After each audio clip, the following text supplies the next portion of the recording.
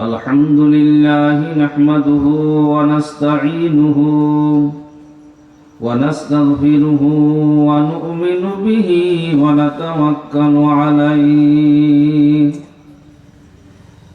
ونعوذ بالله من شرور أنفسنا من يهد الله فلا مضل له ومن يضلله فلا هادي له ونشهد أن لا إله إلا الله وحده لا شريك له ونشهد أن محمدًا عبده ورسوله أرسله بالحق بشيرا ونذيرا وداعيا إلى الله بإذنه وسراجا منيرا فقد قال الله تبارك وتعالى إن الذين آمنوا وعملوا الصالحات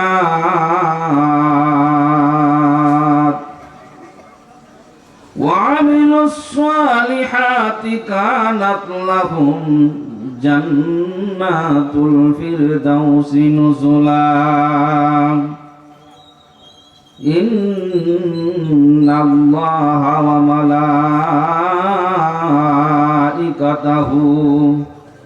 يصلون على النبي يا أيها الذين آمنوا صلوا عليه وسلموا تسليما আমরা সবাই দুরূদ শরীফ পড়ি আল্লাহুম্মা সাল্লি আলা মুহাম্মাদিন ওয়া আলা আলি মুহাম্মাদ কামা সাল্লাইতা আলা ইব্রাহিম ওয়া আলা আলি ইব্রাহিম ইন্নাকা হামিদুম মাজিদ আল্লাহুম্মা বারিক আলা মুহাম্মাদিন ওয়া আলা আলি মুহাম্মাদ কামা বারাকতা আলা ইব্রাহিম ওয়া আলা আলি ইব্রাহিম إنك حميد مجيد بلغ العلا بكماله সবাই বলি بلغ العلا بكماله كشف الدجى بجماله حسنت جميع خصاله صلوا عليه وآله تذكر قولي لا إله إلا الله جوري جوري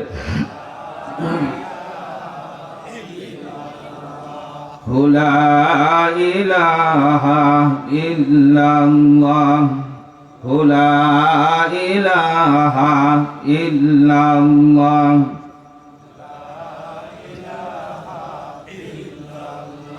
لا إله إلا الله محمد رسول الله صلى الله عليه وسلم الحمد لله আল্লাহ তাআলার দরবারে লাখ কোটি শুকর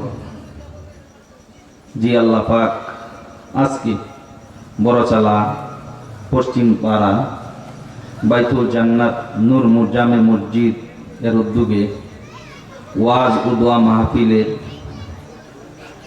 উপস্থিত হইতে পারলাম। উক্ত মাহফিলের সম্মানিত সভাপতি সহসভাপতি, প্রধান অতিথি, বিশেষ অতিথি মহোদয়, আমার সেরেতা উলামা ইকরাম, অত্র এলাকার মুরব্বিয়ান ইজম, যুবক ভাইরা, পর্দার অন্তরালে, অবলা, সরলা, আবেদা, সোয়ালেহা মা ও বোনেরা, ছোট্ট ছোট্ট ছেলেমেয়েরা, আল্লাহ তাআলার দরবারে শুকর আদায় করি যে আল্লাহ পাক আমাদেরকে এই জালিসুর রহমান অর্থাৎ জান্নাতের বাগানে বসার তৌফিক দান করলেন। এই জন্য আমরা প্রাণ থেকে শুকর আদায় করি, আলহামদুলিল্লাহ। আপনারা খুশি না বেজার? খুশি হইলে একটু সামনে আগায় বসতে পারবেন সবাই। একটু আগায় বসলে মাহফিলের যে একটা সুন্নত, এই সুন্নতটা যদি আমরা আদায় করে বসি, সাথে সাথেই আল্লাহ তাআলা আমার আপনার আমল নামায় 100 গলা কাটা শহীদের সওয়াব আল্লাহ তাআলা দিয়ে দেন।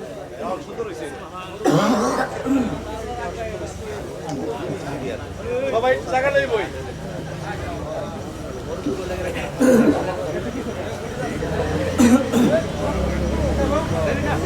কারণ আল্লাহ রাসূল সাল্লাল্লাহু আলাইহি ওয়াসাল্লাম বলেন, মান তামাসসাকা বিসুন্নতি ইনদা ফাসাদি উম্মতি ফালাহু আজরু মিয়াতি শাহিদ। যেই ব্যক্তি এই ফিতনা ফাসাদের জামানায় একটা সুন্নত, হারানো সুন্নতগুলি আদায় করবে, সাথে সাথে নগদ 100 গলা কাটা শহীদের সওয়াব আল্লাহ তাআলা আপনার আমার আমলনামায় দিয়ে দিবে। আমরা এইখানে আসছি আমলের জন্য, কি কোন আমলের জন্য নয়। আমলের কথা শুনবো, এগুলি নিয়ে সারা জীবনের মধ্যে ফিটিং করব। সারা জীবনের সাথে যখন আমরা ফিট করব, হইতে পারে এই মাহফিলের উসিলা করে আল্লাহ তাআলা আমাদেরকে জান্নাত দিয়ে দেবেন। সম্মানিত উপস্থিতি, মনে রাখবেন এই ওয়াজ মাহফিলগুলি হয় আসল আমলের ক্ষেত্র। আমি মোটামুটি আপনাদের দোয়ার বরকতে বাংলাদেশের বিভিন্ন প্রান্তে যাই, অনেক জায়গায় যায় দেখি বক্তারা শুধু এখন একটা সুযোগ পাইছে একজন একটু গালি দিবার।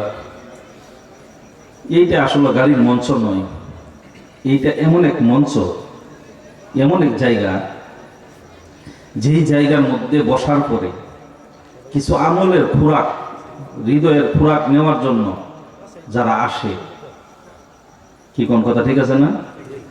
কিছু আমল যেন এইখান থেকে নিয়ে যাইতে পারি, একটা আমল যদি নিয়ে যাইতে পারি, হইতে পারে কাল কঠিন কিয়ামতের ময়দানে এই আমলের উসিলা করে আমার জান্নাতের একটা বাগী হয়ে যাব। এই জন্য আমরা ওয়াজ শুনবো, দিনের কান দিয়া শুনবো। এই যে আমরা যারা আছি আজকে এখানে বসছি, আগামী বছর এখান থেকে অনেক ভাই থাকবে না, অনেকেই থাকবো না। আমরা যত চিন্তাই করেন, আসার সিরিয়াল ঠিকই আছে, যাওয়ার কোনো সিরিয়াল নাই। এই জন্য আমরা বিশেষ করে এখানে যারা আসছি মোটামুটি, আর যারা মাইকের আওয়াজ শুনতেছি, হয়তো ঘরে বৈশা, দোকানে বৈশা, আমরা এখানে বৈশা যতটুকু ফায়দা হাসিল করব, তারা দূরের থেকে এতটুকু পারবে না। এটা এমনই একটা আসর এই জায়গায় আসলে পরে। কারণ আল্লাহ রাসূল বলেন জালিসুর রহমান অর্থাৎ জান্নাতের বাগান, এটার মধ্যে ঢোকার সাথে সাথে আল্লাহ তাআলা পিছনের গুনাহ মাফ করে দেয়। তাই এইটার মধ্যে যদি ঢোকার সাথে সাথে পিছনের গুনাহ মাফ করে, তাহলে গুনাহ ছাড়া ব্যক্তির এই ওয়াজ শুনলে তাদের হৃদয়ে ঘাত দিয়ে কাজ হবে। আর যদি আমরা এই গুনাহ ভর্তি অন্তর নিয়ে, যদি ঝামেলা যুক্ত অন্তর নিয়ে যদি আমরা ওয়াজ শুনি, এই ওয়াজে কাম হয় না। কারণ কি?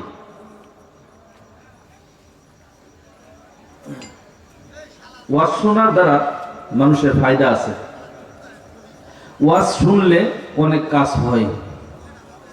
সাহাবায়ে কেরাম রাদিয়াল্লাহু তাআলা আনহুম, তারা যখন কথা শুনতো মনের কান দিয়া শুনতো।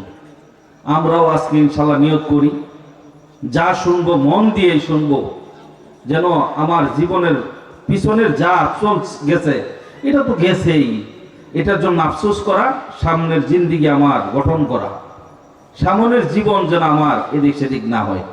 এই জন্য আমি ছোট্ট একটা আয়াত করছি কোরআন শরীফের। কোরআনের শরীফের একটা আয়াত, ছোট্ট আয়াত, সোজা আয়াত, ইন্নাল্লাযীনা আমানু। আপনারা সবাই বুঝেন, ইন্না মানে নিশ্চয়ই, আল্লাহ তাআলা নিশ্চয় মানা কেন তুললেন, ইন্নাল কেন আনলেন? তাইলে আল্লাহ তাআলা গুরুত্ব দিয়ে বলতেছে নিশ্চয় নিশ্চয় ইন্নাল্লাযীনা আমানু, নিশ্চয় যারা ঈমান আনলো।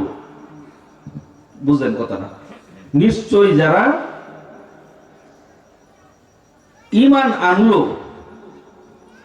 ইন্নাল্লাযীনা আমানু ওয়া আমিলুস সালিহাত, এবং আমলে সালিহাত করলো। আমলে সালিহাত কি আসতেছে, কানাত লাহুম জান্নাতুল ফিরদাউসি নুজুলা, তাদেরকে আল্লাহ তাআলা জান্নাতুল ফিরদাউস দান করবে। আর ওয়াস্তে কর কে জোরে কইতারেন না সুবহানাল্লাহ? সুবহানাল্লাহ কইলে লাভ না লস? আল্লাহর রাসূল ঘোষণা করেন যেই ব্যক্তি জমিনের মধ্যে বসিয়া একবার সুবহানাল্লাহ পাঠ করব, আসমান থেকে জমিন পর্যন্ত যতটুকু ফাঁকা জায়গা আছে আল্লাহ তাআলা সমস্ত ফাঁকা জায়গা নেক দ্বারা ভরপুর করে দিবেন। এই দেখেন বাড়ছে কিবার, দেখছেন? শুধু একবার আপনি প্রাণ থেকে একবার সুবহানাল্লাহ পাঠ করবেন, আল্লাহ তাআলা আসমান থেকে জমিন পর্যন্ত ফাঁকা জায়গা যতটুকু আছে ততটুকু নেক দ্বারা ভরপুর করে দিবেন। তাইলে মনে করেন এই সুবহানাল্লাহ বলে লাভ না লস? এই জন্য আল্লাহ রাসূল বলেন উপর দিকে উঠার সময় তুমি কি বলবা? তাসবিহ পাঠ করবা, আল্লাহু আকবার, আল্লাহু আকবার বলিয়া উপর দিকে উঠবা। নিচের দিকে যখন নামবা তখন সুবহানাল্লাহ পাঠ করো।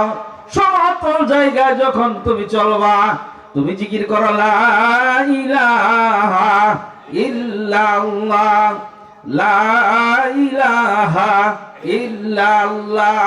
কেন? এই জিকিরে তুমি যদি থাকতে পারো, আবার আল্লাহ তাআলা ঘোষণা দিয়েছেন 24টা ঘন্টা তোমার আমল নামায় নেক আর নেক লেখা হবে। নিয়ত করে ইসলাম আজকে তাফসীর করো। কিন্তু এমন একটা সময় আমার একটা মাহফিল আছে যার জন্য আমি 10টা পর্যন্ত বয়ান করব, আমি 1টা ঘন্টা বয়ান করব আপনাদের সম্মুখে। আপনারা ধৈর্য সহকারে বসবেন, আমলের নিয়তে শুনবেন, ইনশাআল্লাহ কাম হবে। আল্লাহর রাসূল সাল্লাল্লাহু আলাইহি ওয়াসাল্লাম মদিনা মসজিদে, মসজিদ নববীতে ফজরের নামাজ আদায় করলেন।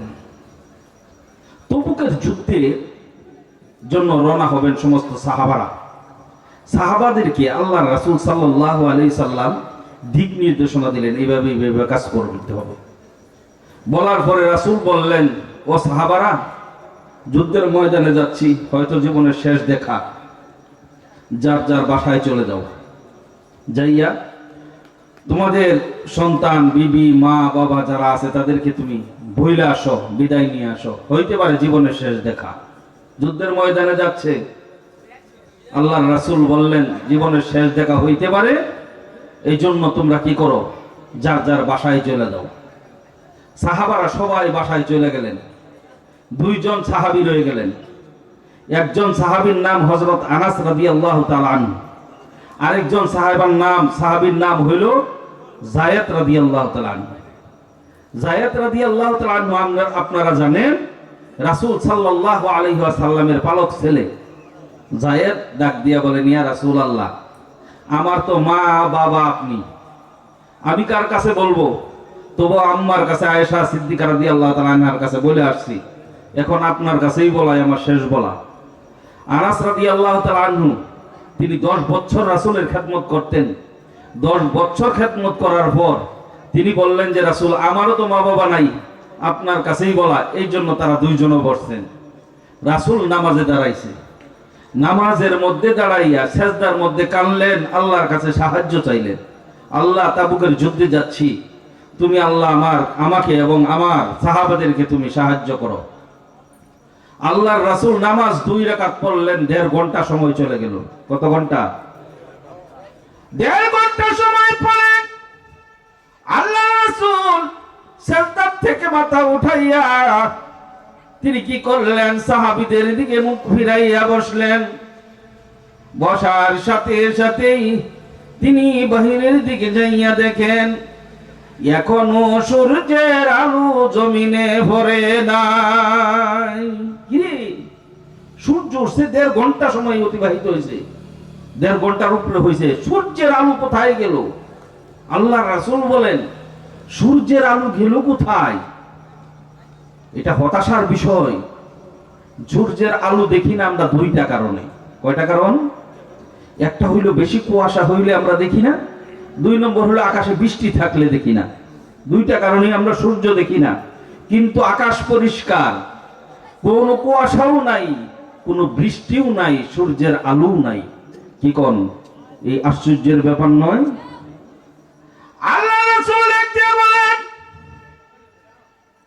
সাহাবারা সূর্যের আলো কোথায় গেল? সূর্যের আলো তো নাই। সাহাবারাও কোনো উত্তর দিতে পারেন না। এই জন্য রাসূল কুরআন শরীফ খুলিয়া কুরআন তেলাওয়াত শুরু করে দিলেন। কুরআন শরীফ তেলাওয়াত করতে করতে আল্লাহর রাসূল বললেন ইদা শামসু কুবিরাত ওয়া ইদান নুজুমু কাদারাত। আল্লাহর রাসূল যখন দেখলেন সূর্যের আলো হারিয়ে ফেলবো কিয়ামতের সময়, আল্লাহ রাসূল বলেন হায় রে হায়, কিয়ামত আসিয়া গেল। সাহাবারা রে, তোমরা নামাজে দাঁড়ায়া যাও, নামাজে দাঁড়ায়া যাও, আল্লাহর কাছে সাহায্য চাও, আর আমার উম্মতের জন্য দোয়া করতে থাকো।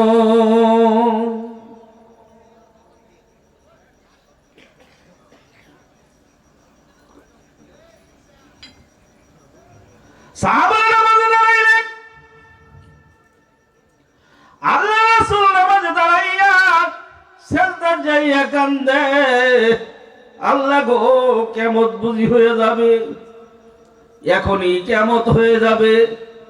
আল্লাহর রাসূল যখন সিজদায়, এমন সময় জিবরাইল আলাইহিস সালাতু ওয়াস সালাম আসিয়া রাসূল সাল্লাল্লাহু আলাইহি ওয়াসাল্লামকে সালাম দিয়ে জানাইলেন ইয়া রাসূলুল্লাহ, ইয়া হাবিবাল্লাহ, আপনি মাথা উঠান, মাথা উঠান।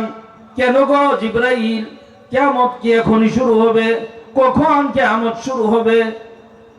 জিবরাইল আলাইহিস সালাতু ওয়াস সালাম ডাক দিয়া বলেন ইয়া রাসূলুল্লাহ, ইয়া হাবিবাল্লাহ, কিয়ামত বহু দূর, কিয়ামতের সময় এখনো হয় নাই। রাসূল বললেন জিবরাইল, কিয়ামত যদি বেশ দূরেই থাকে, সূর্যের আলো গেল কোথায়?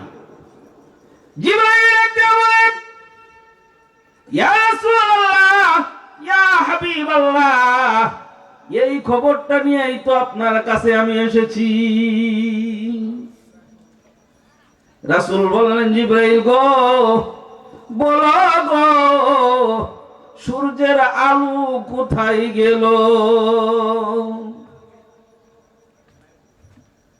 জিবরাইল আলাইহিস সালাতু ওয়াস সালাম বলেন ইয়া রাসূলুল্লাহ, ইয়া হাবিবাল্লাহ, 2টা খবর নিয়ে আপনার কাছে এসেছি। একটা হইল সুসংবাদ, আরেকটা হইল দুঃসংবাদ। একটা সুসংবাদ, আরেকটা হইল দুঃসংবাদ। আপনি কোনটা আগে শুনবেন? রাসূল বলেন জিবরাইল, তুমি দুঃসংবাদটা আগে শোনাও। জিবরাইল বলেন ইয়া রাসূলুল্লাহ, ইয়া হাবিবাল্লাহ, আপনার মুআবিয়া ইবনে মুআবিয়া ইন্তেকাল করেছেন, এইটাই হইল দুঃসংবাদ।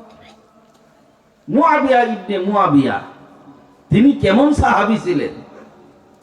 আপনারাও বুঝেন, রাসূলের কিছু সাহাবী ছিল, যেই সাহাবী রাসূলের একেবারেই কিনারে, অর্থাৎ শরীর ঘেঁষিয়া বসার অনুমতি ছিল। এই ঘেঁষিয়া, শরীর ঘেঁষিয়া যে অনুমতি ছিল, এটা একজন ছিল মুআবিয়া ইবনে মুআবিয়া রাদিয়াল্লাহু তাআলা আনহু।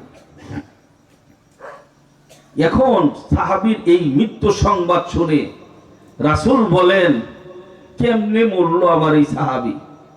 কারণ আমাদেরও অনেক বন্ধু আছে, বন্ধুর মধ্যে প্রকারভেদ আছে, কি কোন নাই? একজনের সাথে বাড়ির পারিবারিক কথাগুলিও আমরা কি করি, তার সাথে শেয়ার করি। আর কিছু বন্ধু আছে শুধু সুসংবাদগুলি তার শেয়ার করি, আমার বাড়ির পারিবারিক কোনো কথা বলি না, কি কোন? বন্ধু অনেক প্রকার আছে না?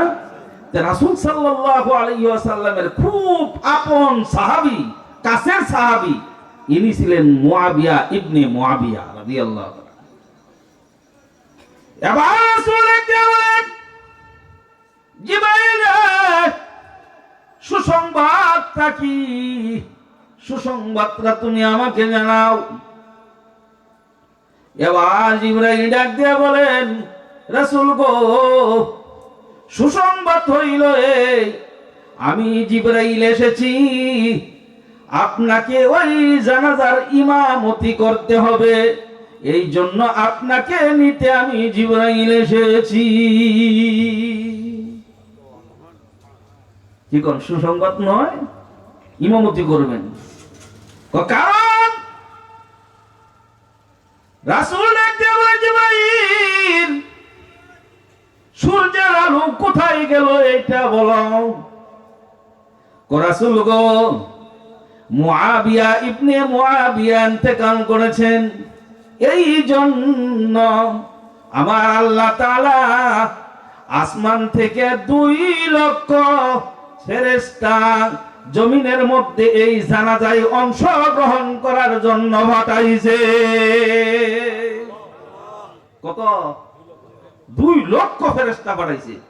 এই 2 লক্ষ ফেরেশতা আরো মানুষ, তাদের সাথে আপনি তাদের এই জানাজার নামাজের ইমামতি অন্য কাউরে দিয়া শোভা পায় না, আপনি এই ইমামতি করবেন, এই জন্য আমাকে পাঠাইছে। আল্লাহ রাসূল দেখতে বলেন, জিবরাইল, কত জলিল কদর সাহাবী ইন্তেকাল করেছেন। আমার চাচা আমির হামজা ইন্তেকাল করেছেন, সেই দিন তো তুমি আমাকে নিতে আসো নাই। এই সাহাবী ইন্তেকাল করেছেন, তার জানাজা পড়ানোর জন্য আমাকে নিতে আসলাম। এই সাহাবী কি আমল করত, যে আমলের কারণে এত বড় সম্মানী হয়ে গেল? আমলটা কি আপনারা শুনবেন? জোরে কয় না। আমলটা করলে কি জীবন ভরা করবেন? জোরে বলেন। জিবরাইল দেখতে বলেন, ইয়া রাসূলুল্লাহ, তার 2টা আমল ছিল, 2টা আমল। কয়টা আমল? 2টা আমল ছিল। একটা ছিল মুআবিয়া ইবনে মুআবিয়ার ভিতরটা পরিষ্কার ছিল,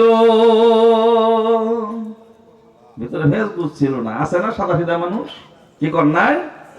অন্তরটা পরিষ্কার ছিল, একেবারে পরিষ্কার, ফেস মুসুরা কিছুই বুঝতো না, যার জন্য আল্লাহ তাআলা তার প্রতি রাজি এবং সন্তুষ্ট। সুবহানাল্লাহ। আল্লাহ রাসূল বলেন, জিবরাইল, আরেকটা আমল কি? আপনার মুআবিয়া ইবনে মুআবিয়া আরেকটা আমল ছিল, দৈনিক 500 বার সূরা ইখলাস পাঠ করত। কি পাঠ করত? সূরা ইখলাস। পারি না সবাই? জোরে কয় না। সূরা ইখলাস, কুল হুর সূরা দৈনিক 500 বার পাঠ করত।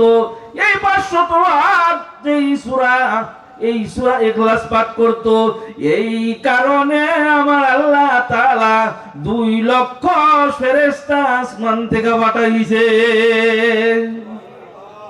এবার রাসূল ডাক দিয়ে বলেন, সূর্যের আলো কই গেল এইটা বলো।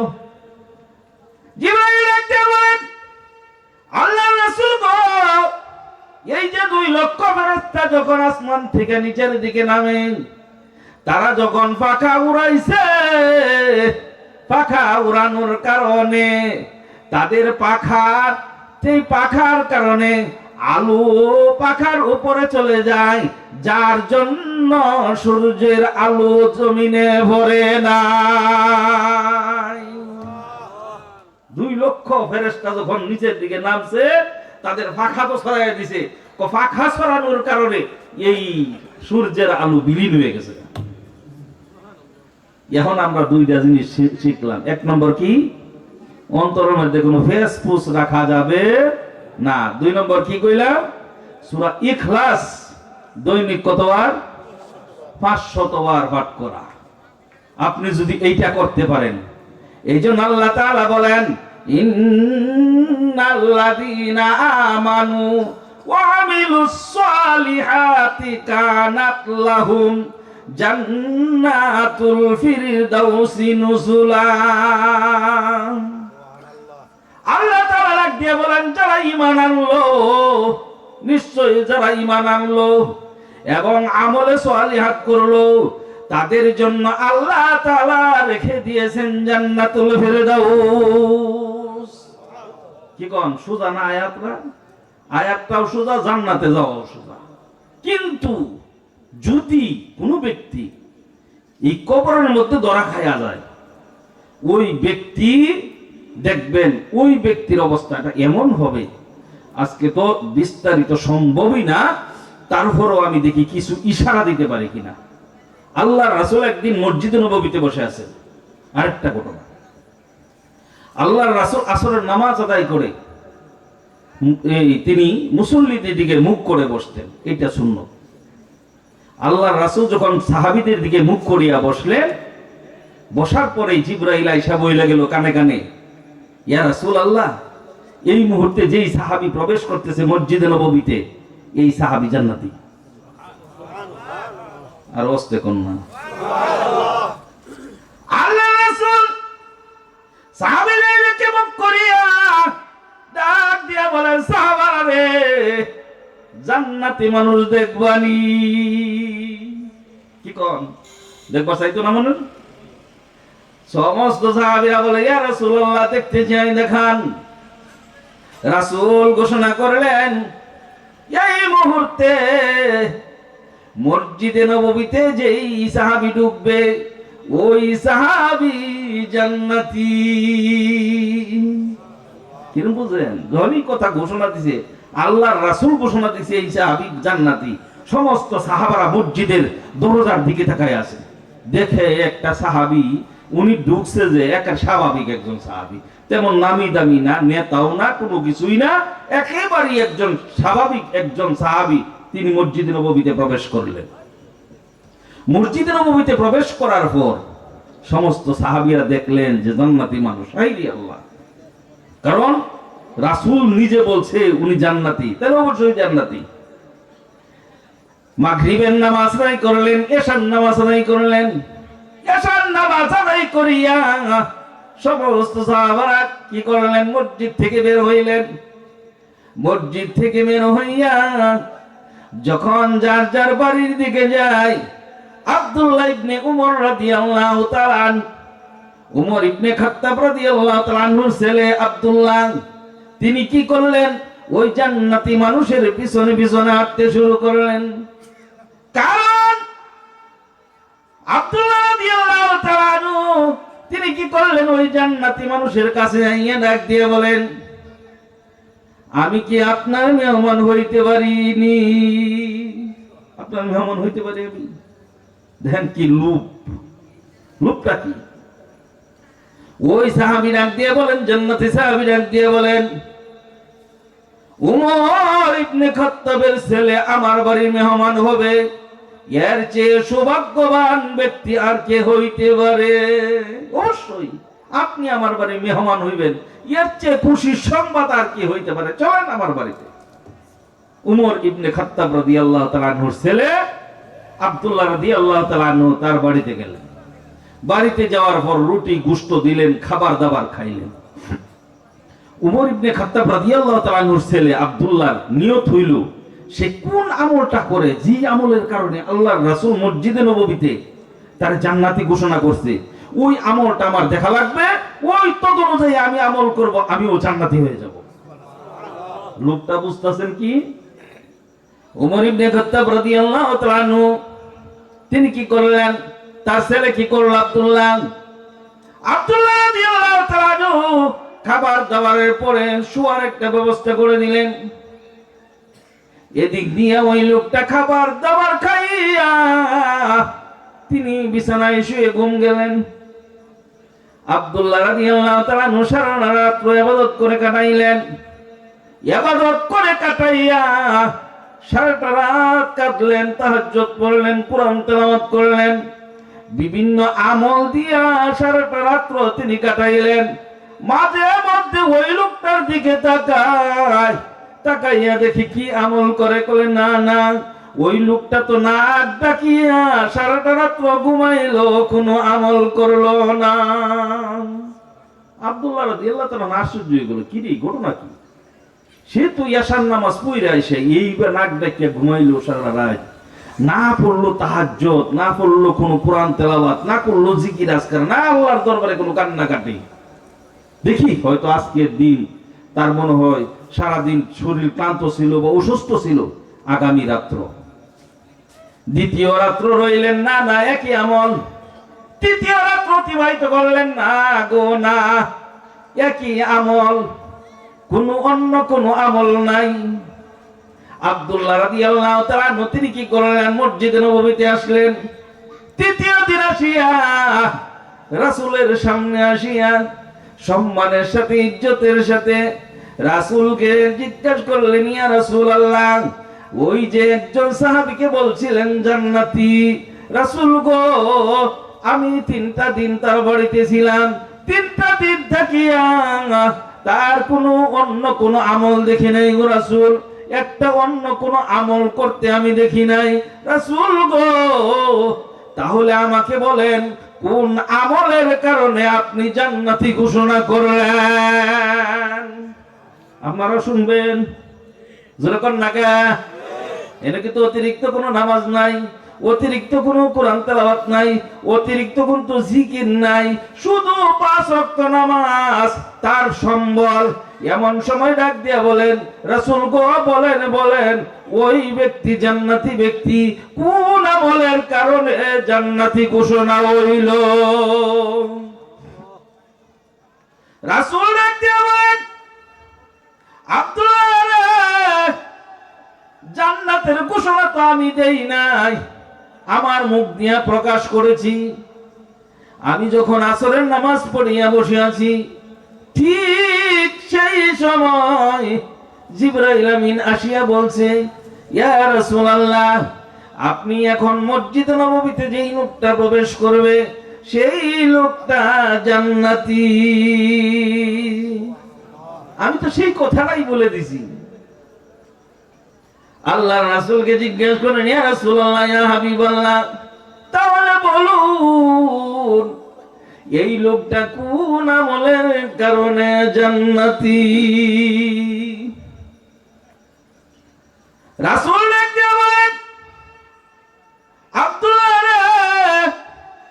এইটার অন্য কোন আমল নাই,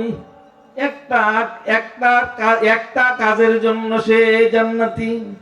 বলে রাসূল গো কোন কারণে জান্নাতি? তার অন্তর হৃদয়টা সাদা, এই জন্যই সে জান্নাতি। একটু জোরে কন্যা। তাহলে বোঝা যায় আল্লাহ তাআলা পছন্দ করেন স্বচ্ছ হৃদয়। কি হৃদয়? এক এক মানুষ আছে না, একজনের পিছনে আরেকজনের ফেসবুক লাগায়, আছে না? আমগর এলাকাতে তা নাই, তারপরে বলি আমগর এলাকাতে সবাই চাল্লা ভদ্র, কি কন? এরকম নাই, একজনের পিছনে একজনের লাগিয়ে থাকে। এই ধরনের লোক যারা আছে ভাই, তাদের অবস্থা খুব ভয়াবহ অবস্থা, অনেক ভয়াবহ অবস্থা। এই জন্য আপনাদেরকে বলি, আল্লাহ তাআলা পবিত্র কালামুল্লাহ শরীফে ইরশাদ করেন যে তোমরা কি করো, জান্নাতে যদি যাইতে চাও তাহলে তোমরা কিছু কি করো, আমলে সালিহাত করো। আমলে সালিহাত অনেকেই এটার অর্থ বলে নামাজ পড়ো, নামাজ পড়লেই জান্নাতি। না, নামাজ পড়লেই জান্নাতি এটা ভুল। যদি আপনার হৃদয় পরিষ্কার না থাকে, আপনি নামাজ পড়তে পড়তে পড়তে যদি আপনার এই কপালের মধ্যে এরকম কালো দাগ, পায়ের মধ্যে কালো দাগ সব বানায় লাইলেন, একটা নামাজ আপনার জীবনে কোনো কাজে আসবে না। আপনি নামাজ পড়লে লাভ নাই, নামাজ পড়বেন আর আপনি অনেক জিনিস আছে, ওয়ারিশ ঠকানো, মানুষের হক মারা, আপনি এগুলি করবেন আর আপনি জান্নাত টুকাইবেন, অসম্ভব এগুলি। কারণ যেই ব্যক্তি জান্নাতি হবে তার হৃদয় হবে সাদা, আর সাদা হৃদয় তো আমরা বুঝি কি কোন বুঝি না। যাই হোক, আমরা একটা জিনিসের কথা চিন্তা করলে, আপনি হৃদয় সাদা করবেন কেমনে, কোন আমলের কারণে, কোন আমল দিয়া? বলে আমলের মধ্যে সবচেয়ে বড় একটা আমল, এটার মধ্যে অনেকগুলি পয়েন্ট আছে, সব পয়েন্টে বিস্তারিত আলোচনা করা যাবে না, তবে একটা পয়েন্ট মনে রাখবেন, সেই পয়েন্টটা হইল 1 নাম্বার, যদি আপনি আমল করতে চান তাহলে 5 ওয়াক্ত নামাজ সঠিকভাবে আদায় করা। 1 নাম্বার কি? 1 নাম্বার কাজ 5 ওয়াক্ত নামাজ সঠিকভাবে আদায় করা। আপনি যদি ইচ্ছা করেন যে না আমি মৃত্যুবরণ করতে হবে, আমাকে মরতেই হবে, যদি মরতেই হয় তাহলে সর্বপ্রথম কাজ হইল 5 ওয়াক্ত নামাজ সঠিকভাবে মসজিদে আইসা ইমাম সাহেবের পিছনে 5 ওয়াক্ত নামাজ আদায় করা। 1 নাম্বার কাজ। পারবো ইনশাআল্লাহ? জোরে বলেন পারবেন? যদি এই কাজটা পারেন, দ্বিতীয় কাজ হইল আমলে সলিহাত করার কাজ হইল, এই কাজটা যদি করতে পারেন, বেশি থেকে বেশি কবরের চিন্তা ভাবনাটা বেশি করা। আমিরুল মুমিনিন হযরত ওমর রাদিয়াল্লাহু তাআলা আনহু জাহানের বাদশা, এমন বাদশা নয় যার আঙ্গুলের ইশারায় উলট পলট হয়ে যায়। কেমন বাদশা ছিলেন জানেন? একদিন মসজিদে নববীতে উমর ইবনে খাত্তাব রাদিয়াল্লাহু তাআলা আনহু মসজিদে নববীতে নামাজ পড়তেছেন, এমন সময় একটা ভূমিকম্প হইল। ভূমিকম্প হয় না, মাটি কাঁপ শুরু করলো। উমর রাদিয়াল্লাহু তাআলা আনহু এই নামাজরত অবস্থায় মাটিতে পড়ে গেলেন। পড়ার পরে সে উঠছে, উঠতে সাইয়া মাটির মধ্যে এমন জোরে একটা ঘোড়ালি দিয়ে আঘাত করেছে, ভূমিকম্প থামো, থামতে বলছে, ধমক দিয়ে বলছে থামো, এবং তুমি কেন এই মসজিদে নববীর আশেপাশে কেন ভূমিকম্প হইলা? তোমার আমার বিচার হবে এই তলোয়ারের মাধ্যমে। ভূমিকম্পের কইতেছে তলোয়ারের মাধ্যমে বিচার করব। কি কর? আমরা তো বুঝি যে পাগলামি শুরু করছে। কি কর? পাগলামি নয়, এই ভূমিকম্প যায়া আল্লাহ তাআলার কাছে বললেন যে আল্লাহ আমারে সাহায্য করো। ও কেন? ও সাহায্য করবা এই কারণে, উমর ইবনে খাত্তাব রাদিয়াল্লাহু তাআলা আনহু আমিরুল মুমিনিন, সে তরবারির দ্বারা আমার মোকাবেলা করবে, আল্লাহ গো তুমি আমারে বাঁচাও। কন্যা সুবহানাল্লাহ। আল্লাহ তাআলা কে বলেন তুমি যাও উমরের কাছে যাইয়া তুমি ক্ষমা চাও। কার কাছে যাইয়া? উমরের কাছে যাইয়া তুমি ক্ষমা চাও। ভূমিকম্প আসলেন এবং আসিয়া তিনি উমর ইবনে খাত্তাব রাদিয়াল্লাহু তাআলা আনহুর সামনে আসলেন, আসিয়া বললেন হুজুর গো আমার ভুল হইয়া গেছে। কারণ এই ভূমিকম্প যেটা হয় এটা একটা ফেরেশতা আছে, এই ফেরেশতাই করা, ফেরেশতার মাধ্যমে ভূমিকম্প হয়। এই ফেরেশতা এসে উমর রাদিয়াল্লাহু তাআলা আনহুর সামনে দাঁড়ায় বলে যে হুজুর আমার আল্লাহর রাস্তায় মাফ করে দিবেন, আর আমি জীবনে কোনোদিন এই মসজিদে নববীর এলাকায়, এই মক্কা এবং মদিনা মসজিদের এই এলাকাতে আমি জীবনে কোনোদিন আসবো না। উমর ইবনে খাত্তাব রাদিয়াল্লাহু তাআলা এই ওয়াদার পরে আদু পর্যন্ত নয়, কিয়ামত পর্যন্ত এই মসজিদে নববীতে আর কোনোদিন ভূমিকম্প হবে না। তাদের কথার পাওয়ার দেখছেন কত? এইটা নয়, হাজার হাজার ঘটনা আছে সামনে মাথার মধ্যে খালি বয়ে রয়েছে। যাই হোক, আমাদের 1 নাম্বার কাজ কি? আমলে সলিহাতের নামাজ আদায় করা। 2 নম্বর কাজ না, এটা 6 নম্বর কাজ, 2 নম্বরটা বলবো না। 6 নম্বর হইল বেশি বেশি কবরের চিন্তা করা। কি চিন্তা করা? কবরের চিন্তা করা। কারণ উমর ইবনে খাত্তাব রাদিয়াল্লাহু তাআলা আনহু যখন আমিরুল মুমিনিন, তার আঙ্গুলের ইশারায় জাহান পরিচালিত হয়, সেই সময় আমিরুল মুমিনিন উমর ইবনে খাত্তাব রাদিয়াল্লাহু তাআলা আনহু যখনই দেখতেন কোনো নতুন কবর খনন হচ্ছে, তিনি যাইয়া কবরের খনন শেষ হইলেই বলতো তোমরা একটু কবর পাটটা ছেড়ে দাও, কবর পাটটা ছেড়ে দিতেন। ছেড়ে দেওয়ার পর উমর ইবনে খাত্তাব রাদিয়াল্লাহু কবরের মধ্যে শুইতেন, শুয়ে তিনি চোখের পানিগুলি ফেলাইতেন আর কাঁদতেন, আল্লাহ আমি এই কবরের মধ্যে কেমনে থাকবো। দেখেন কত পাওয়ার ছিল ইমানের, তারপরেও কবরের মধ্যে যাইয়া তিনি শুইতেন আর চোখের পানি ফেলাইয়া কান্নাকাটি করতেন, আল্লাহ আমি এই কবরে যাই কেমনে থাকবো। কারণ আল্লাহ তাআলা দিয়ে বলেন, ইয়া আইয়ুহাল্লাযীনা আমানু কু আনফুসাকুম ওয়া আহলিকুম নারা। এই আয়াত যখন নাজিল হইল, আল্লাহর রাসূল বললেন তার পরিবার বর্গ যারা আছে তাদের সবাইকে ডাকলেন, পরিবারের সদস্য সবাইকে ডাকিয়া বললেন, আল্লাহ তাআলা পবিত্র কালামুল্লাহ শরীফের একটা আয়াত নাযিল করেছেন, কু আনফুসাকুম ওয়া আহলিকুম নারা। তুমি কি করো, ওই আগুন থেকে তুমি বাঁচো এবং আহলে আওলাদদেরকে বাঁচানোর চেষ্টা করো। এই আয়াতের থেকে এটা তো বিস্তারিত বাংলা অনেক সময়ের দরকার, তাফসীর তো তাফসীর। আল্লাহর রাসূল বললেন যে তোমরা, এই আল্লাহ তাআলা আমার একটা সংকেত দিবেন এটা, যে তোমরা যারা এই আসো, এই এখন আমার সামনে আহলে আওলাদ যারা আসো, ওইখানে ফাতেমা রাদিয়াল্লাহু তাআলা, জয়নব যারা ছিল, হাসান হুসাইন রাদিয়াল্লাহু সবাই উপস্থিত ছিল। উপস্থিত থাকার পরে বলতেছে, আল্লাহর রাসূল বলেন যে তোমাদেরকে আমি একটা কথা বলি, আল্লাহ তাআলা আমাকে বলছেন যে কবরের মধ্যে আমি কোনো সাহায্য তোমাদেরকে করতে পারবো না, কবরের মধ্যে কোনো সাহায্য আমি করতে পারবো না। আমাদের তো অনেকেই বলে যে পীর সাহায্য করব, ঠিক না? পীরে সাহায্য করবো কয় না অনেক সময় কবরের মধ্যে। ভাই আসলে ধোঁকাবাজি। আল্লাহ রাসূল নিজে বলেন যে আমি সাহায্য করতে পারবো না। আল্লাহ যদি সাহায্য না করতে পারে, পৃথিবীর এমন কোন ব্যক্তি নাই যেই ব্যক্তি কবরের মধ্যে যায় সাহায্য তো দূরের কথা, ওইখানে একটু কিছু করতে পারবে, কোনো উপকার করতে পারবে না। আল্লাহ রাসূল দিয়ে বলেন, ফাতেমা তোমরা কি করবা, যার যার আমল ঠিক করো, এই আমল অনুযায়ী কবরের মধ্যে তোমাদের সাব্যস্ত হবে। ওই আমল যদি ভালো নিয়ে যাইতে পারো, কবর তোমাদের সাথে কি ভালো ব্যবহার করবে, আর যদি খারাপ আমল লইয়া তুমি কবরে যাও, কবর তোমাদের সাথে ভালো ব্যবহার করবে না। কবরের আওয়াজ কিরকম? রাসূল সাল্লাল্লাহু আলাইহি ওয়াসাল্লামের ইন্তেকালের পূর্ব মুহূর্তে আম্মা জান আয়েশা সিদ্দিকা রাদিয়াল্লাহু তাআলা আনহা বলেন, আমি সাদা একটা কাপড় দিয়ে রাসূলকে ঢেকে দিলাম। ঢেকে দেওয়ার পর আমি আশ্চর্য হয়ে গেলাম, দেখলাম রাসূলের হাঁটু এরকম ভাবে ভাঁজ করে আবার খুলে, হাতটা ভাঁজ করে আবার খুলে। আম্মা জান আয়েশা সিদ্দিকা রাদিয়াল্লাহু তাআলা আনহা বলেন যে রাসূলের জ্বর তো খুব বেশি উঠেছে, এই জন্য মনে হয় খারাপ লাগতেছে, একটু চাপা দিলে মনে হয় ভালো হবে। এই জন্য কি করলেন, আম্মা জান আয়েশা সিদ্দিকা রাদিয়াল্লাহু তাআলা আনহা তিনি চাদরটা একটু খুললেন।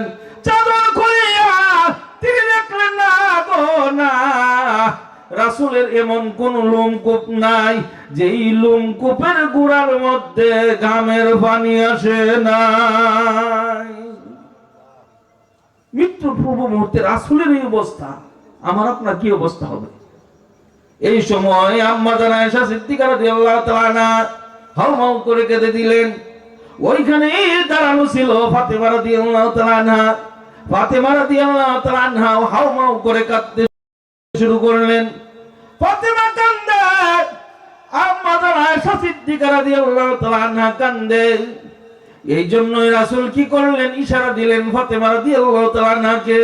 ফাতেমা রাদিয়াল্লাহু তাআলা কাছে আসলেন। আসার পর ফাতেমা রাদিয়াল্লাহু তাআলার কানটা রাসূলের মুখের সাথে একটু লাগাইয়া দিল। ডাকে বলেন, মা ফাতেমা রে, তুই আমি ইন্তেকালের পর আমি জীবিত থাকা অবস্থায় যেই রকম পর্দায় ছিলে আমি ইন্তেকালের পর তুমি এরকম পর্দায় থাকবা। 2 নাম্বার ওসিয়ত তিনি বলেন, রাসূল বলেন, ফাতেমা রে, আমি সর্বপ্রথম তোমার সাথেই সাক্ষাৎ করব। এভাবে রাসূল ইন্তেকাল করলেন। 6 মাস অতিবাহিত হয়েছে। 6 মাস পর ফাতেমা রাদিয়াল্লাহু তাআলা আনহা ফজরের নামাজের পর আলী রাদিয়াল্লাহু তাআলা আনহাকে ডাকলেন, প্রাণের স্বামী গো, আপনি আমার কাছে একটু বসবেন নি? আলী রাদিয়াল্লাহু তাআলা আনহু তিনি ফাতেমার কাছে গেলেন। ফাতেমা ডাক দিয়া বলেন, প্রাণের স্বামী গো, আমি কয়েকটা কথা বলবো, আপনি মন দিয়া শুনবেন নি? ফাতেমা রাদিয়াল্লাহু তাআলা আনহা বলেন, প্রাণের স্বামী গো, আপনাকে আমি কয়েকটা কথা বলবো, শুনবেন নি? আলী রাদিয়াল্লাহু তাআলা আনহু বলেন, ফাতেমা তুমি বলো, তুমি আমার কি বলবা, তুমি তাড়াতাড়ি বলো। ফাতেমা রাদিয়াল্লাহু তাআলা আনহা বলেন, প্রাণের স্বামী গো, আমাকে আপনি ক্ষমা করে দিয়েন। এবার আলী রাদিয়াল্লাহু তাআলা আনহু বলেন, ফাতেমা তোমাকে আমি ক্ষমা করব, তুমি কি অন্যায় করেছ? বরংস আমি আমার জীবনে তোমাকে পেট ভরে ভালো করে খাবারও দিতে পারি নাই, ভালো কাপড়ও দিতে পারি নাই, ভালো কোন অলংকার আদি দিতে পারি নাই। ফাতেমা গো, তুমি এই কথা কেন বলছো? ফাতেমা রাদিয়াল্লাহু তাআলা আনহা বলেন, প্রাণের স্বামী গো, আল্লাহ তাআলা বলেছেন, যদি কোনো স্ত্রীর প্রতি স্বামী খুশি না থাকে, তার জন্য জান্নাত হারাম হয়ে যাবে। আলী রাদিয়াল্লাহু তাআলা ডাক দিয়ে বলেন, ফাতেমা গো, তোমাকে অনেক কষ্ট দিয়েছি, তুমি আমার কাছে ক্ষমা চাও। আমার মনের মধ্যে কোনো কষ্ট নাই, বরঞ্চ তুমি আমাকে মাফ করে দিও। আল্লাহর রাসূল ঘোষণা করেন, কোন স্ত্রী এবং স্বামী যদি ঝগড়া লেগে, কি ভাই খারাপ লাগতেছে নাকি? তাহলে উঠতেছে নাকি? উঠলে তো ভাই না, যদি ছেড়ে দেওয়ার বললে ছেড়ে দিব না। আল্লাহর রাসূল ঘোষণা করলেন, স্বামী স্ত্রী 2 জন ঝগড়া করিয়া যদি রাত্রির বেলায় 2 জন 2 দিকে শুয়ে থাকে, আছে না এরকম? 2 জন যদি 2 দিকে শুয়ে থাকে, আল্লাহর রাসূল বলেন, সারাটা রাত্র তাদের গজবের জন্য আল্লাহ তাআলার দরবারে দরখাস্ত করতে থাকে। এই জন্য বলেন যে 3 জায়গার মধ্যে ফাঁক রাখিও না। কোন জায়গার মধ্যে? 3 জায়গায় কোনো ফাঁক রাখিও না। 1 নাম্বার, যেরকম আল্লাহ এবং আল্লাহর রাসূলের কথা শুনবা, সেইখানে কোনো ফাঁকা জায়গা রেখা বলবা না। একজনের গায়ের সাথে আরেকজন গায়ে লাগাইয়া বলবা। 2 নাম্বার, স্বামী স্ত্রী যখন শুইবা, একসাথে একজনের গা লাগাইয়া আরেকজন শুইয়া থাকবা। স্বামী যদি বসে থাকে, অনেক সময় ধ্যান মাসালা আসে, বাড়িতে এসে বসলো, স্ত্রী যায়া দূরে বসবে না, স্বামীকে ঘষিয়া একবার শরীর গেছিয়া তার সাথে বসবে। যদি বসে আর খুশমেজাজে কিছুক্ষণ আলাপ আলোচনা করে, আল্লাহর রাসূল বলেন 70 রাকাত কবলিয়ত নফল নামাজের যেই সওয়াব, এই সওয়াব তার আমলনামায় দেওয়া হবে। আমরা তো সওয়াব তো অন্তি কইতাম, যদি অনেক সময় বিয়ে কয় বিদা কি কোন ব্যবহার বলে এরকম নয় না, স্ত্রীকে এরকম ব্যবহার করা যাবে না। কমপক্ষে সম্মানের সাথে তাকে তার সাথে ব্যবহার করতে হবে, সওয়াবের আশা যদি করতে চান। কারণ রাসূল আমাদেরকে এটা শিক্ষা দেয় নাই, স্ত্রীদের সাথে ভালো ব্যবহার করা, এইটাও আমলে সালিহাত। এটাই যে এই 7 নাম্বার আমলে সালিহাত, বিবির সাথে, সন্তানের সাথে, এলাকাবাসীর সাথে ভালো ব্যবহার করা, এইটাও আমলে সালিহাত। ফাতেমা রাদিয়াল্লাহু তাআলা আনহা বলেন, প্রাণের স্বামী গো, আপনাকে আর একটা কথা বলি, আজকে আপনি বাড়ি থেকে কোথাও যাবেন না। আলী রাদিয়াল্লাহু তাআলা আনহু বলেন, ফাতেমা গো, তোমার কি হয়েছে বলো, শরীরটা অসুস্থ নাকি? ফাতেমা রাদিয়াল্লাহু তাআলা আনহা বলেন, প্রাণের স্বামী গো, আজকে আপনাকে আমি নিজ হাতে গোসল করাইয়া দিব, একটু সময় আমাকে দিবেন, বাড়ির বাহিরে কেউ যাবেন না। হাসান হুসাইন রাদিয়াল্লাহু তাআলা আনহুকে নিয়ে বিশেষ অতিথি অ্যাডভোকেট মাজিদুল করিম চৌধুরী সাহেব, এপিপি জজ কোর্ট ময়মনসিংহ ইতিমধ্যে আমাদের মধ্যে উপস্থিত হয়েছেন। তাকে মঞ্চে আসার জন্য সবিনয় অনুরোধ জানাচ্ছি। আইন বিষয়ক সম্পাদক, ময়মনসিংহ জেলা দক্ষিণ যুবদল, মঞ্চে আসার জন্য তাকে আমরা সবিনয় অনুরোধ জানাচ্ছি। আপনাদেরকে একটা কথা বলি, কোন সময় এই কাজ করবেন না, এগুলি খারাপ। একটু জিকির করেন, লা ইলাহা ইল্লাল্লাহ,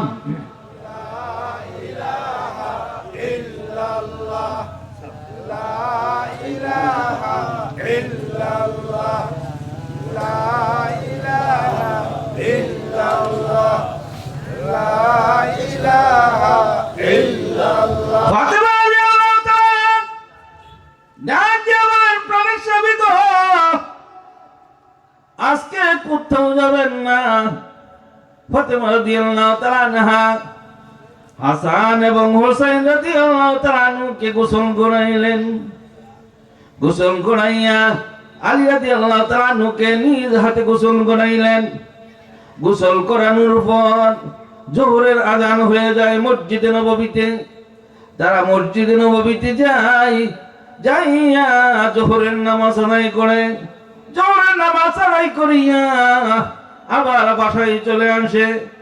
আসরের নামাজ আদায় করিয়া ফাতেমা রাদিয়াল্লাহু তাআলা আনহা বলেন, প্রাণের স্বামী গো, আপনারা নামাজ পড়ে আসেন, আমিও যাইয়া নামাজ আদায় করি।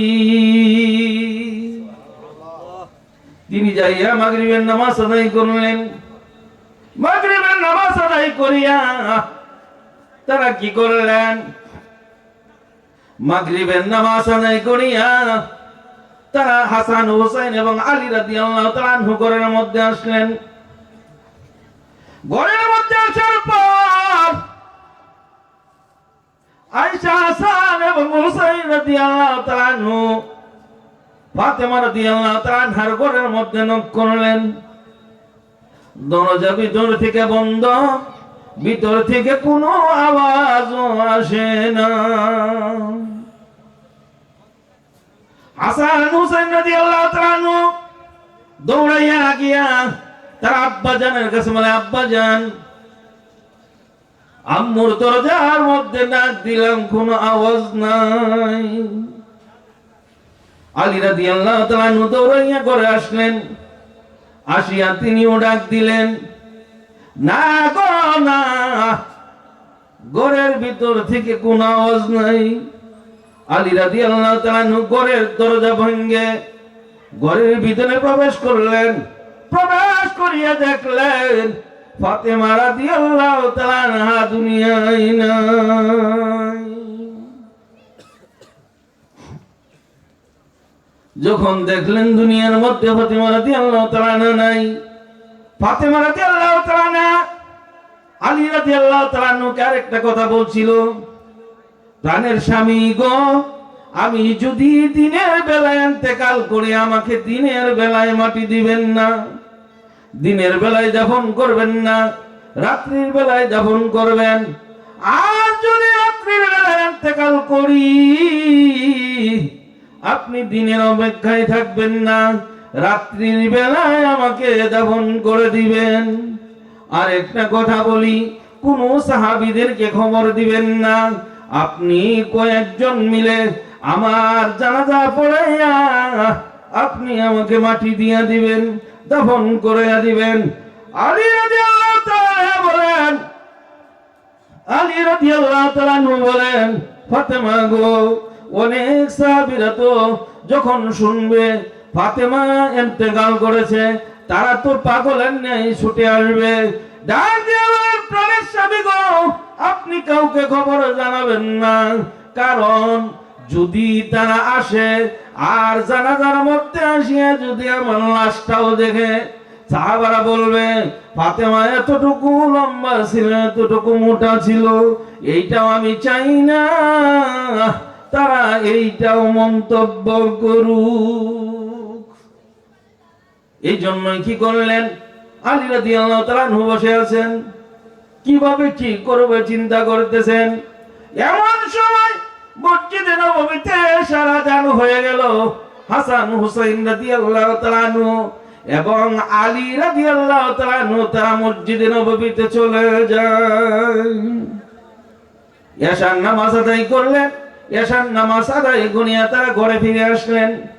ঘরে ফিরে আসিয়া আলী রাদিয়াল্লাহু তাআলা আনহু মনে মনে চিন্তা করলেন, কি করি, কি করব, কিভাবে কি করব।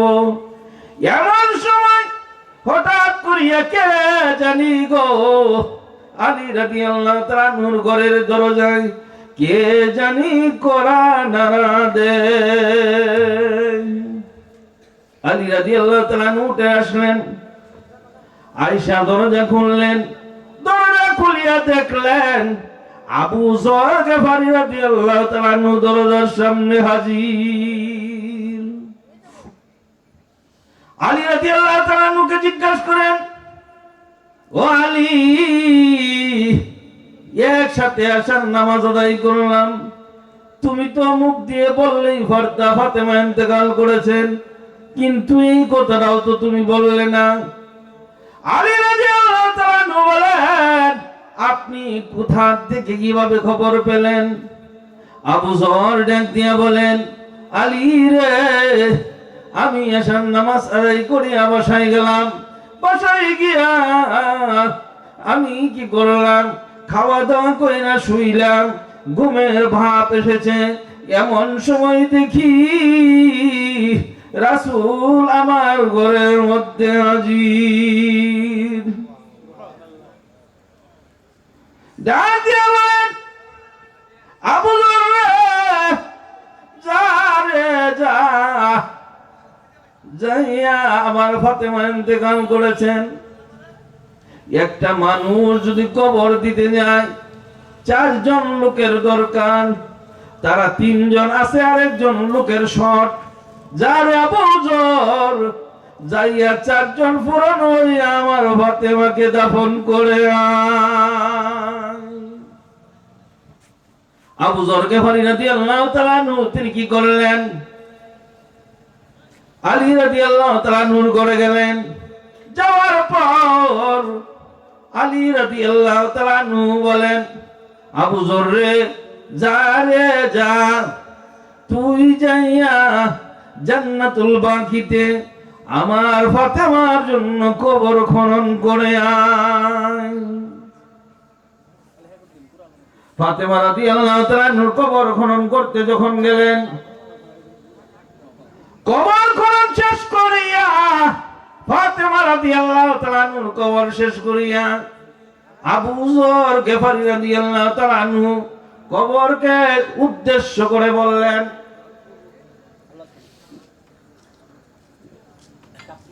কবর রে,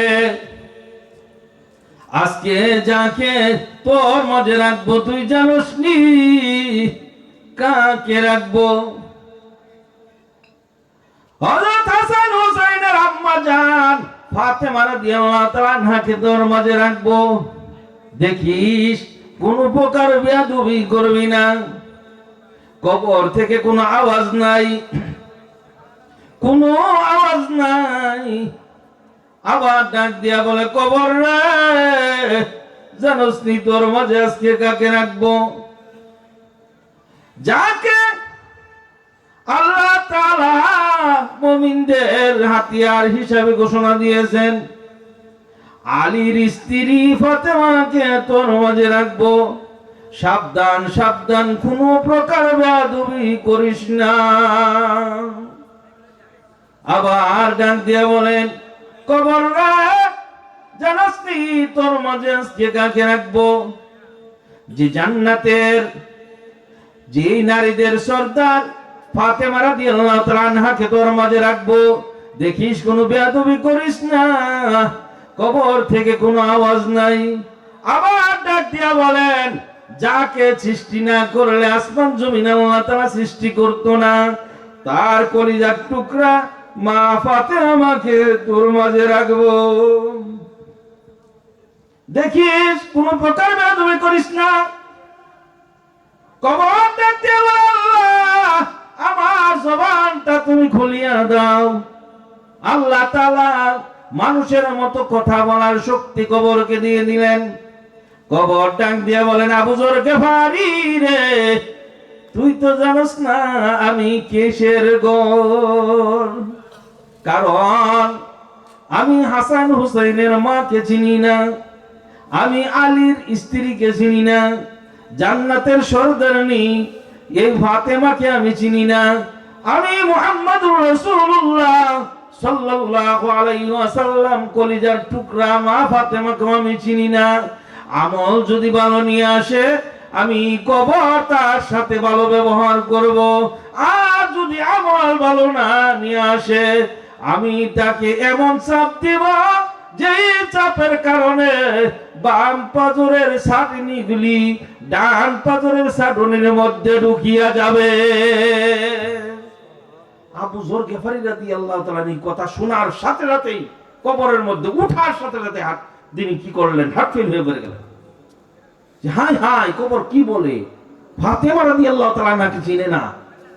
এই আওয়াজ শোনার পরে তার যখন জ্ঞান ফিরলো, জ্ঞান ফিরার পরে বাড়িতে গেলেন, এই গোসল টোসল করে আইনা ফাতেমা রাদিয়াল্লাহু তাআলা কবর দেওয়ার পরেই তার ওই সময় শরীরের মধ্যে জ্বর আসিয়া যায়। এই আবু যর গিফারি রাদিয়াল্লাহু তাআলা দ্বিতীয় দিন বেশি জ্বর, তৃতীয় দিন আরো বেশি জ্বর, তৃতীয় দিন তিনি ইন্তেকাল করলেন। আপনারা বলেন, কবর যদি ফাতেমারে না চিনে আমরা আপনারা চিনবো? জোরে বলেন, চিনবে? তাহলে কাজটা কি? কই এরকম না। এই পৃথিবীতে আল্লাহ তাআলা একটা মহিলাকে দুইবার সালাম পাঠাইছে। কেন পাঠাইছে? আল্লাহ তাআলা সালাম পাঠাইছে দুইবার। তার নাম হইল খাদিজাতুল কুবরা রাদিয়াল্লাহু তাআলা আনহা। তার কিরম ভয়?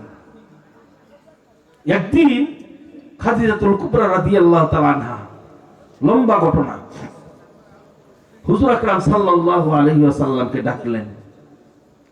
ডাকার পরে তিনি বললেন, ইয়া রাসূলুল্লাহ, ইয়া হাবিবাল্লাহ, আপনাকে আমি কয়েকটা কথা বলবো আজকে, আমার কথাগুলি রাখবেন নি। দেখেন ভাই, কেনা কথা কই জানি একটু দেখেন।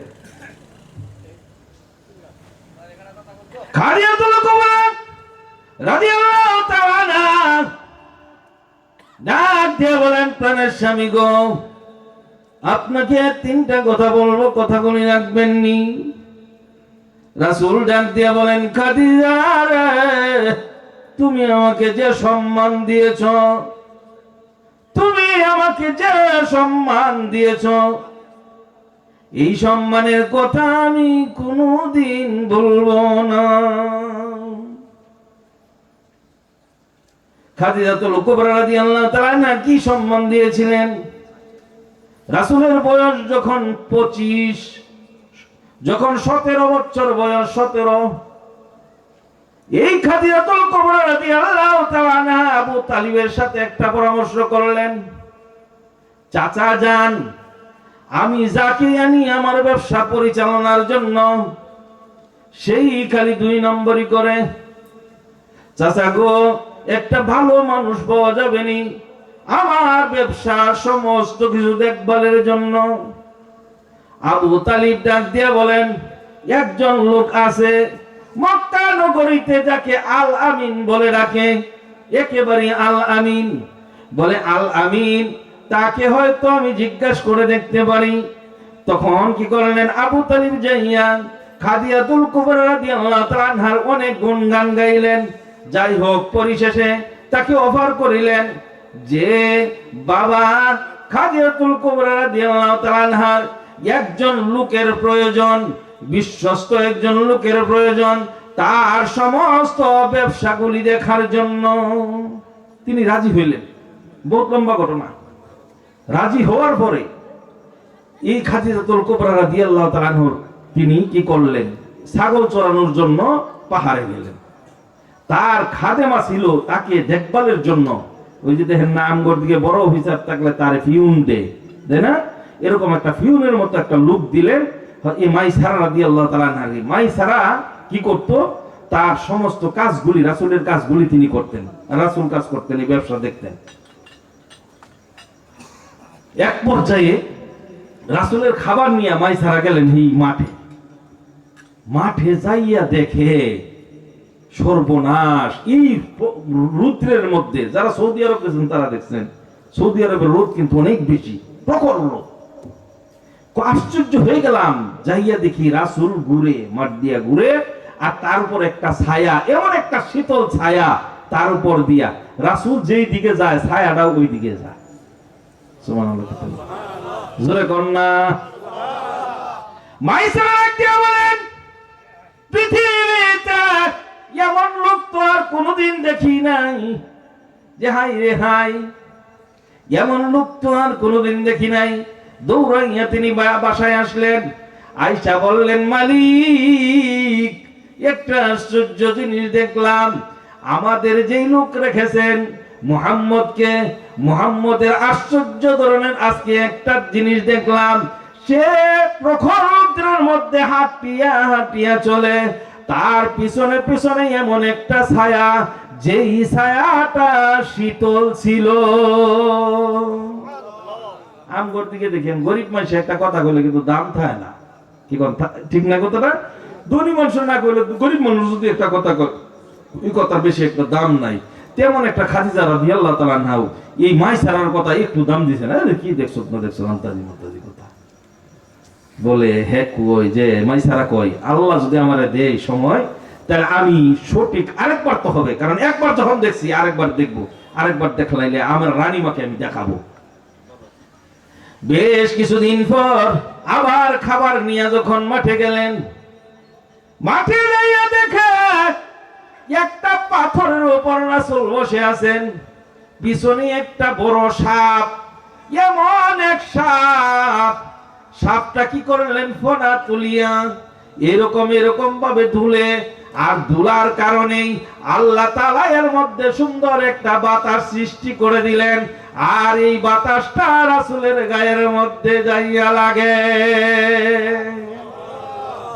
হাই রে খোদারি, এইটা দেখার পর উঠেই দৌড়, যাই হাই রানীমা আজকে আসেন। বলে কোথায়? আসেন আগে আপনি। যাইয়া কি করলেন, খাদিজাতুল কুবরা রাদিয়াল্লাহু তাআলা আনহাকে দিয়া দেখলেন যে একটা সাপ তাকে ছায়া দেয়, আর মৃদু মৃদু একটু একটু নাড়াচাড়া করে, যে নাড়াচাড়ার কারণে মৃদু একটা হালকা বাতাস এইটার মধ্যে বইছে, এই হালকা বাতাস রাসূলের গায়ের মধ্যে যাইয়া পড়ে। হাই হাই, খাদিজা দেখে তো আশ্চর্য হয়ে গেলেন, বললেন, মাইসারা রে, পৃথিবীতে কাউর কাছে বলবি না, এটা যা দেখছো আমি আর তুই আর কাউরে বলবি না। তিনি আসলেন, আয়েশা এই বারাকা তার চাচাতো ভাই ছিল, ওই তার চাচাতো ভাইয়ের বাসায় গেলেন, যাই বললেন যে আমারে আগের নবীর যে কিতাবগুলি আছে, আসমানি কিতাব, এই কিতাবগুলি দাও। কিতাবগুলি নিয়ে আয়েশা সেই গাইডটা দেখলেন, এই যে শেষ জামানার রাসূল হবেন, নবী হবেন, তার কিছু মুজিজা উল্লেখ করলেন, যা রাসূল সাল্লাল্লাহু আলাইহি ওয়াসাল্লামের শরীরের মধ্যে মওজুদ। তখন বুঝছেন যে এইটা তো স্বাভাবিক না, অস্বাভাবিক একজন লোক।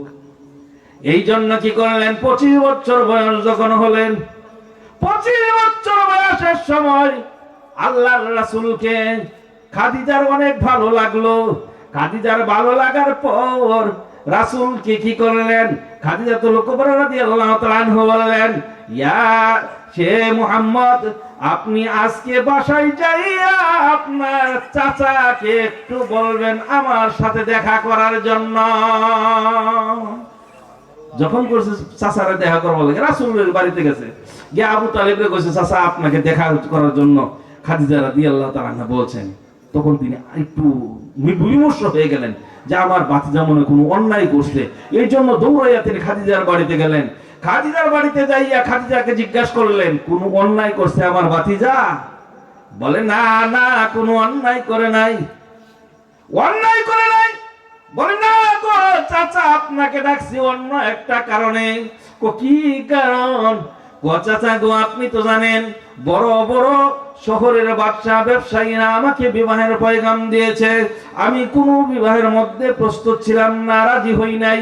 আমার মন চাই আপনার বাতিজা যদি আমাকে বিয়ে করতে চায়, আমি তার সাথে বিবাহ বসতে রাজি। প্রস্তাব দিয়েছে কে? খাদিজাতুল কুবরা রাদিয়াল্লাহু তাআলা আনহা। অনেক সময় আমরা অনেকেই বইলা ফেলাই যে 40 বছর বয়স আর রাসূলের ছিলেন 25 বছর বয়স। অনেক মেয়েদের দেখবেন, অনেক মানুষেরই আছে বয়স বেশি হয়েছে কিন্তু দেখা যায় না, বোঝা যায় না। আছে না এরকম মানুষ? খাদিজাতুল কুবরা রাদিয়াল্লাহু তাআলা আনহা 40 বছর বয়স হয়েছে, এরকম দেখা গেছে না। দেখা হয়েছে মনে হয়েছে যে 20 বছর বয়স হয়েছে। যাই হোক, অনেক কথা এখানে। রাসূল কি করলেন? বিয়ে করলেন। বিয়ে করার সাথে সাথে মক্কা নগরীতে খবর হয়েছে খাদিজাতুল কুবরা রাদিয়াল্লাহু তাআলা আনহা তিনি মুহাম্মদকে বিয়ে করেছে, আব্দুল্লাহর ছেলেকে বিয়ে করেছে। তখন সমস্ত ব্যবসায়ীরা বয়কট করলো, ব্যবসা সব বয়কট করছে। এখন খাদিজাতুল কুবরা রাদিয়াল্লাহু তাআলা আনহা বলেন, পানের স্বামী গো, আপনি মক্কা নগরীর যত ব্যবসায়ী আছে সব ব্যবসায়ীদেরকে ডাকেন। সব ব্যবসায়ীদেরকে ডাকলেন। ডাকার পরে বলছেন যে আপনারা ব্যবসা বন্ধ করলেন কারণ কি? ব্যবসা যে বন্ধ করছেন কারণ কি এটা আপনারা বলবেন না জানি, আমি বইলা দিই। বলেন। ব্যবসা বন্ধ করেছেন এই কারণে আমি বুঝেছি। কি কারণ? কারণ হইল এই, আমি মুহাম্মদকে বিয়ে করেছি বিদায়। আপনারা একটু বসেন। খাদিজা রাদিয়াল্লাহু তাআলা সমস্ত সম্পত্তিগুলি রাসূলকে দিয়ে দিলেন। বহুত লম্বা ঘটনা।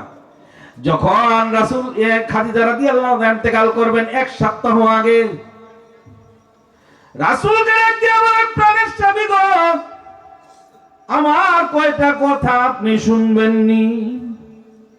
এবার ডাক দিয়ে বলেন, বলো গো খাদিজা, কি বলবা বলো।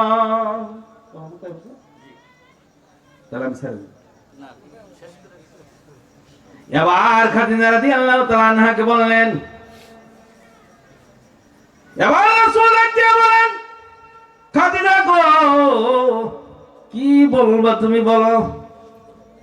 রাসূল গো, আমার 1 নাম্বার আবেদন, 1 নাম্বার আবেদন হইল এই, আমাকে অন্য কোন কাপড়, নতুন কাপড় দিয়ে আমাকে কাফন ভরাইবেন না।